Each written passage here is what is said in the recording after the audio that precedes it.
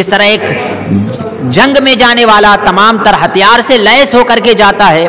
کہ کوئی کمی نہ رہ جائے، ٹھیک اسی طرح سے ان مسائل سے لیس ہو کر کے، ان مسائل کی جانکاری کے ساتھ، نہ سمجھ میں آئے تو آپ کے علاقے محلے جہاں کہیں بھی ہیں ان سے سمجھ کر کے، اور یہاں ابھی پریکٹیکلی طور پر آپ کو کر کے بتا کے دکھایا جائے گا، وہاں کا ایک پس منظر بتایا جائے گا، مقامات کی تفصیل بتائی جائے گی، ادائیگی کا طریقہ، حج کے جو مخصوص ایام ہیں ان مخصوص ایام میں ہمارے خاص طور سے حج کے جو اعمال ہیں ان اعمال کی تفصیلات انشاءاللہ تعالی بہت جلد ابھی آپ کو بتائی جائے گی۔ اس لیے میں ایک بار پھر ان تمام عازمین حج سے گزارش کرتا ہوں کہ جو لوگ انجیکشن لگوا چکے ہیں، ٹیکہ جن کا لگ چکا ہے، اور دیگر جو مصروفیات، قال اللہ تبارک و تعالی فی شان حبیبہ و نبیہ صلی اللہ تعالی علیہ وسلم ان اللہ و ملائکتہ یصلون علی النبی یا ایہا الذین آمنوا صلوا علیہ وسلموا تسلیما اللہم صلی علی سیدنا و مولانا محمد بارک وسلم صلاۃ و سلام علیک یا رسول اللہ صلی اللہ تعالی علیہ وسلم۔ حضرات گرامی، حدیث پاک کے مطابق اسلام کی بنیاد 5 چیزوں پر رکھی گئی ہے۔ سب سے پہلے ہمیں یہ گواہی دینا ہے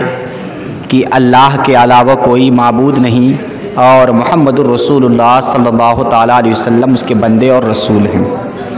پھر نماز ہے اور روزے کی ادائیگی ہے، زکوٰۃ دینا ہے، اور اس کے بعد حج کی ادائیگی ہے ان لوگوں کے لیے جن کو اللہ تعالیٰ نے استطاعت اور قدرت دی ہے۔ حدیث پاک میں ایک جگہ اور ہے، نبی صلی اللہ تعالیٰ علیہ وسلم سے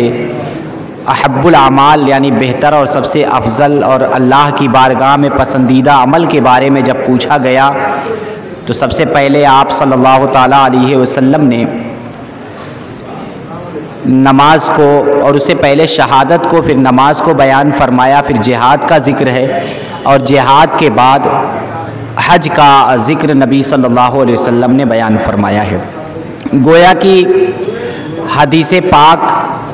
کی کتابیں حج کی فضیلت سے بھری پڑی ہیں۔ یہ وہ ایک عظیم رکن ہے جو اللہ تعالیٰ ان خوش نصیب مسلمانوں کو عطا فرماتا ہے جنہیں اس کی ادائیگی کی طاقت و قدرت مال کی حیثیت سے، جسم کی حیثیت سے، اور وہاں پہنچ کر کے اعمال کی ادائیگی کی حیثیت سے عطا فرماتا ہے۔ قرآن نے جب اس حج کی فرضیت کو ذکر فرمایا تو اس میں ذکر کیا گیا ہے کہ وَلِلَّهِ عَلَى النَّاسِ حِجُّ الْبَيْتِ مَنِ اسْتَطَاعَ إِلَيْهِ سَبِيلًا۔ 2 چیزیں اس میں خاص طور سے قابل ذکر ہیں۔ سب سے پہلے قرآن کی اس آیت لفظ للہ سے شروع ہوتی ہے، اور آگے حج کا ذکر ہے جو لوگوں پر فرض کیا گیا ہے۔ لفظ للہ سے اس کی شروعات اس بات کی دلیل ہے کہ حج میں کسی بھی طرح کی ریا، دکھاوا، اپنے آپ کو حاجی کہلانے یا صرف وہ ایک ایسے ہی عام سفر نہیں ہے، بلکہ وہ خالص اللہ رب العزت کی خوشنودی اور اس کی جانب سے فرضیت کو ادا کرنے کے لیے۔ تو ایک حاجی کے ذہن میں سب سے پہلے یہی بات ہونی چاہیے، اور ذہن میں یہ بات ہونی چاہیے کہ یہ ایک عبادت ہے۔ جس طرح سے ہم نماز، حج، روزہ عبادت کی حیثیت سے ادا کرتے ہیں، اور ہمیں یہ خواہش نہیں ہوتی کہ ہمیں کوئی نمازی کہے، ہمیں کوئی بہت بڑا روزے دار کہے، ہمیں بہت بڑا سخی، مال کا دینے والا، چیریٹی کرنے والا، اس طرح کا نہ کہے۔ یہ نیت ہمیں دیگر عبادتوں میں جس طرح ہوتی ہے، ٹھیک اسی طرح سے حج ایک ایسی عبادت ہے، اس میں بھی قرآن نے باقاعدہ صراحت کے ساتھ ذکر کر دیا، کیونکہ یہ شبہ یہاں رہ جاتا تھا بظاہر کہ یقیناً حج کرنے والے بے شمار ہوتے ہیں، لاکھوں کی تعداد میں۔ نیتیں تو اللہ تعالیٰ جانتا ہے، دل کا ارادہ تو اللہ تعالیٰ جانتا ہے، اور ثواب کا دار و مدار تو اسی نیت پر ہی ہے۔ لیکن اس کے باوجود حج سے پہلے کے جو حالات ہوتے ہیں، حج سے پہلے کے جو ان کے اعمال ہوتے ہیں، ان کی طرز زندگی، ان کی زندگی گزارنے کا طریقہ، ان کے شب و روز، اگر حج سے پہلے کے جو ایام ہیں حج کے بعد بھی آنے کے بعد وہی روٹین ہے، وہی طریقہ کار ہے، زندگی اسی نہج پہ چل رہی ہے، تو اس کا مطلب یہ ہوا کہ ان کی نیت میں کچھ نہ کچھ کھوٹ ہے، کہ اللہ کے اس عظیم بارگاہ رسول کریم علیہ الصلاۃ والسلام کے سامنے اپنے گناہوں سے لبریز جسم کو پیش کر دینے کے بعد ایک مسلمان کی نیت بہرحال بالکل صاف اور شفاف ہو جانی چاہیے۔ اسی وجہ سے جن لوگوں کا حج قبول ہوتا ہے، جو حج مبرور کی سعادت حاصل کرتے ہیں، ان کے بارے میں یہ کہا گیا ہے کہ جس طرح سے ماں کے پیٹ سے ایک بچہ پیدا ہوتا ہے جس نے کوئی گناہ نہیں کیے ہوئے ہوتا، نہ اسے بولنے کی صلاحیت ہوتی ہے، نہ سوچنے سمجھنے کی صلاحیت ہوتی ہے، تو وہ گناہ کیسے کرے گا؟ گویا اسے یہاں تک نہیں معلوم کہ کیا چیز گناہ ہے اور کیا چیز ثواب ہے۔ تو ٹھیک اسی طرح سے ایک مسلمان صدق، خلوص اور صاف نیت کے ساتھ رب کی بارگاہ میں حاضری دیتا ہے، حج کی ادائیگی کرتا ہے، تو اس سے واپس آ جانے کے بعد اس کی حالت اس بچے کی طرح ہوتی ہے جس نے کہ کوئی گناہ نہیں کیا ہوتا، ٹھیک اسی طرح سے اس کا وہ حج اس کو گناہوں کو مٹا دیتا ہے۔ لہٰذا ہمارے لیے اور جتنے بھی لوگ حج کے لیے جا رہے ہیں،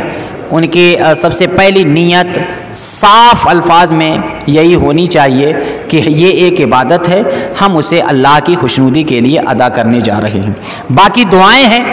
کہ اللہ تعالیٰ ارکان کی ادائیگی بحسن و خوبی انجام تک پہنچا دے، یہ ہمیشہ دعا کرنی چاہیے۔ بہرحال اس کے ارکان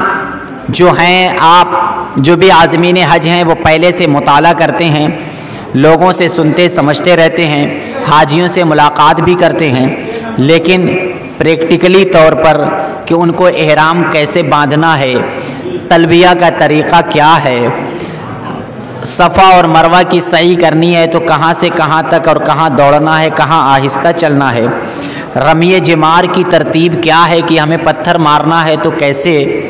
وقوف ہے جو وقوف عرفہ اور مزدلفہ وہ مینا کی شکل میں، یہ تمام کی تمام تفصیلات ہمیں بخوبی ہر وقت ذہن میں ہونی چاہیے کہ کوئی ایسا عمل ہم سے سرزد نہ ہو جائے کہ ایسا نہ ہو کہ ہم تمام تر محنت، مشقت، خوشی اور دل کے ایک عجیب کیفیت اور جذبات کے ساتھ ہم رب کی بارگاہ میں حاضر ہوئے ہوں اور ہمارا کوئی عمل ایسا ہو جائے کہ ہمارا حج ہی برباد ہو جائے۔ تو ہمیشہ ہر حال میں ہمیں یہ دعا کرنی چاہیے۔ تو اس کے لیے ضروری یہ ہے کہ جس طرح ہم نماز اور زکوٰۃ اور روزے کے لیے مسائل جانتے ہیں، نماز کیسے صحیح ہوگی، کس حالت میں ہماری نماز مکمل ہوگی، سجدہ سہو واجب ہوگا یا نہیں ہوگا، جس طرح یہ تفصیلات ہم جانتے ہیں، ٹھیک اسی طرح سے ہر حج پر جانے والے شخص کے لیے یہ لازم ہوتا ہے کہ وہ امور حج، مناسک حج اور جو کچھ ارکان حج ہیں اسے وہ ہر طرح سے مکمل طور سے، جس طرح ایک جنگ میں جانے والا تمام تر ہتھیار سے لیس ہو کر کے جاتا ہے کہ کوئی کمی نہ رہ جائے، ٹھیک اسی طرح سے ان مسائل سے لیس ہو کر کے، ان مسائل کی جانکاری کے ساتھ، نہ سمجھ میں آئے تو آپ کے علاقے محلے جہاں کہیں بھی ہیں ان سے سمجھ کر کے، اور یہاں ابھی پریکٹیکلی طور پر آپ کو کر کے بتا کے دکھایا جائے گا، وہاں کا ایک پس منظر بتایا جائے گا، مقامات کی تفصیل بتائی جائے گی، ادائیگی کا طریقہ، حج کے جو مخصوص ایام ہیں ان مخصوص ایام میں ہمارے خاص طور سے حج کے جو اعمال ہیں ان اعمال کی تفصیلات انشاءاللہ تعالی بہت جلد ابھی آپ کو بتائی جائے گی۔ اس لیے میں ایک بار پھر ان تمام عازمین حج سے گزارش کرتا ہوں کہ جو لوگ انجیکشن لگوا چکے ہیں، ٹیکہ جن کا لگ چکا ہے اور دیگر جو مصروفیات ان کی ہیں، اگر وہ فارغ ہو چکے ہیں تو تمام مصروفیات سے فارغ ہو کر کے اس ایک اہم کام میں مصروف ہونے کی کوشش کریں۔ کمرہ نمبر 4 ہے، اس میں تشریف لائیں، اور ابھی بس تھوڑی ہی دیر میں دارالعلوم کے مفتی حضرت علامہ مولانا مفتی شاکر علی صاحب قبلہ برہانی مدظ اللہ العالی کی زبان سے آپ حج کی ترکیب، اس کا طریقہ اور ادائیگی کے لیے کیا کیا ضروری چیزیں ہیں، کچھ سفر سے متعلق بھی انشاءاللہ تعالی آپ کو معلومات فراہم کی جائے گی۔ میں پھر اپنی جانب سے، دارالعلوم کے اساتذہ کی جانب سے، اراکین کمیٹی خصوصیت کے ساتھ صدر محترم الحاج اشفاق احمد صاحب مینیجر دارال علوم منظر حق اور سیکریٹری الحاج شمیم احمد صاحب کی طرف سے آپ حضرات کا شکریہ ادا کرتا ہوں اور دعا گو ہوں کہ اللہ تعالیٰ آپ کے حج کو قبول فرمائے۔ اور پھر ایک بار جو لوگ بھی ٹیکے سے فارغ ہو چکے ہوں وہ جلد از جلد کمرہ نمبر 4 میں تشریف لائیں۔ بس ایک نعت شریف ہوگی 2-3 شعر کی، اس کے بعد حضرت کا تفصیلی بیان ہوگا، اور یہ وہ بیان ہے جس کو سننے کے بعد انشاءاللہ تعالی آپ کے سامنے حج کے ارکان بخوبی طور سے کھل کر کے سامنے آ جائیں گے۔ بس کریں؟ اچھا ہاں، اور ایک بار پھر وہی اعلان کر دوں میں کہ دارالعلوم میں آپ ہمارے مہمان ہیں۔ مدرسے کی جانب سے، کمیٹی کی جانب سے آپ کے لیے کھانے کا بہترین انتظام کیا گیا ہے، اور یہ حتی الامکان کوشش کی گئی ہے کہ آپ کی اچھی ضیافت کی جائے، تو کھانا ضرور کھا کر کے جائیں گے۔ جو عازمین حج ہیں وہ خود، ان کے ساتھ جو لوگ بھی رشتہ دار یا دوست کی شکل میں ہیں وہ، جو عورتیں ان کے گھروں کی ہیں وہ، ان سب کے لیے کھانے کا انتظام ہے۔ وہ سارے کے سارے لوگ کھانا کھا کر کے جائیں گے۔ بس اس ٹریننگ کے بعد انشاءاللہ تعالی کھانا آپ کو کھلایا جائے گا، اور ٹیکے کا جو کام ہے وہ چلتا رہے گا۔